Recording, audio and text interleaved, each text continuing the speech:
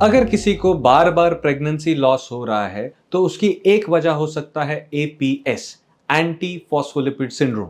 ये रोमेटोलॉजी की एक बीमारी है। आइए इसके बारे में बात करते हैं। मैं हूं डॉक्टर सुशांत शिंदे और रोमेटोलॉजी इंडिया के द्वारा हम कोशिश कर रहे हैं रोमेटिज्म, आर्थराइटिस और ऐसी बीमारियों के बारे में समाज में अवेयरनेस पैदा करने की। अगर आपको ऐसी कोई तकलीफ है तो रोमेटोलॉजी इंडिया को फॉलो कीजिए फॉर रेगुलर अपडेट्स।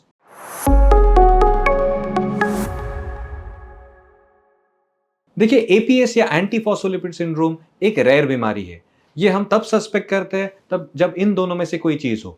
एक, किसी महिला को रिकरेंट प्रेगनेंसी लॉस हो, 3 या उससे ज्यादा बार प्रेगनेंसी लॉस हो रहा है, अबॉर्शंस हो रहे हैं, या 2, अगर किसी को शरीर में खून की गांठें बन रही है और इसकी कोई वजह नहीं मिल रही है।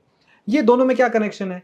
आप ये समझ सकते हैं कि हमारे खून में दोनों प्रक्रिया कंटिन्यूस चलती रहती है। जब ब्लड हमारे शरीर में सर्कुलेट होता है तो इसको टेंडेंसी होती है कि ये क्लॉट हो सकता है। ये क्लॉट ना बने इसलिए एंटी कोआगुलेशन एक्शन हमारे ब्लड वेसल्स में होता है। बट जब कभी रूमेटिक डिसीजेस होती है जैसे कि एसएलई या एंटी फॉस्फोलिपिड सिंड्रोम, तो कुछ ऐसी एंटीबॉडीज बन सकती है जो ब्लड को क्लॉट होने पे मजबूर करे। अगर ऐसे ब्लड क्लॉट्स हो रहे तो पेशेंट को क्या तकलीफ होगी? वेल, 2 प्रकार की तकलीफ। एक, अगर ब्लड क्लॉट हो तो उसके वजह से कभी पैर सूज जाना, जिसे डीप वेन थ्रोम्बोसिस कहा जाता है, या सीरियस बीमारी जैसे कि वो क्लॉट की वजह से ब्रेन को ब्लड ना पहुंचने से स्ट्रोक हो जाना या हार्ट को ना पहुंचने से हार्ट अटैक हो जाना। ये पॉसिबिलिटीज है।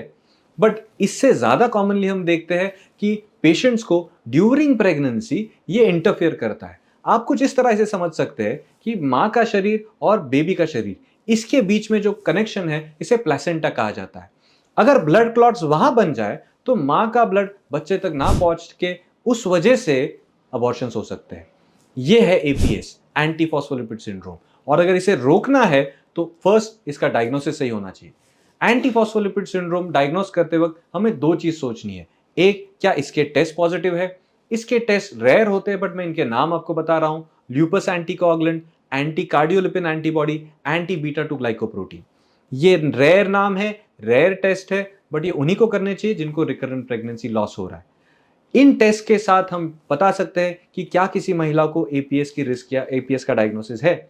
बट एपीएस के साथ कभी कभी हम देखते हैं दूसरी बीमारियां, खासकर एसएलई या ल्यूपस भी हो सकता है, जिसके और लक्षण भी हो सकते हैं जैसे जॉइंट पेन, ओरल अल्सर्स या रैशेस।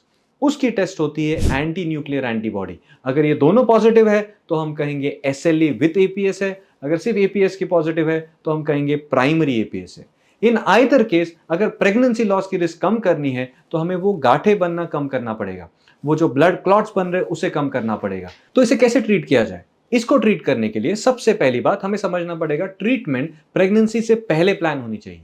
प्रेगनेंसी से पहले ही पेशेंट्स को ब्लड थिनर जैसे कि एस्पिरिन देना की जरूरत पड़ती है। और जब प्रेगनेंसी हो तो जो हाई रिस्क पेशेंट्स है उनको ब्लड थिनर के इंजेक्शंस, जिसे हिपैरिन या लो मॉलिक्यूलर वेट हिपैरिन कहा जाता है, ये इंजेक्शन देने की जरूरत पड़ती है। ये इंजेक्शंस मां का ब्लड थिन रखते हैं ताकि इसके क्लॉट्स ना बने, और क्लॉट्स ना बनने से बेबी को जो ब्लड सर्कुलेशन जा रहा है वो बना रहे।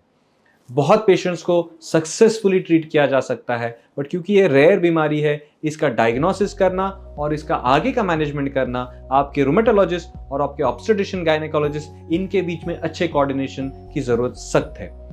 अगर आपको इनमें से कोई भी तकलीफ रही है तो अपने गायनेकोलॉजिस्ट से और अपने रूमेटोलॉजिस्ट से डिस्कस करें। Don't give up, there is good treatment available and many patients get good results, but you need the right diagnosis. अगर आपको इसके बारे में कोई सवाल हो तो प्लीज कमेंट सेक्शन में लिखिए। नमस्कार, जय हिंद।